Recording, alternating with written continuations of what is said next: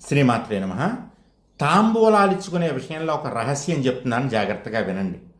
కనీసం 5గురు ముత్తైదువులకి మీరు తాంబూలం ఇచ్చుకోవాలి, లేదా 5గురు ముత్తైదువుల ఆశీర్వచనం తీసుకోవాలి.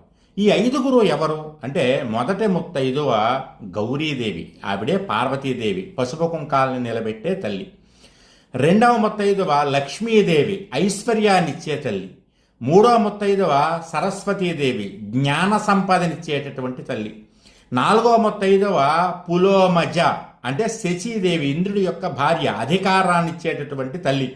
ఈవిడికి ఉన్నటువంటి పుణ్యం వల్లే ఇంద్రుడు స్వర్గాధిపతి అయ్యాడు, లేకపోతే ఇంద్రుడికి అంత శక్తి లేదు.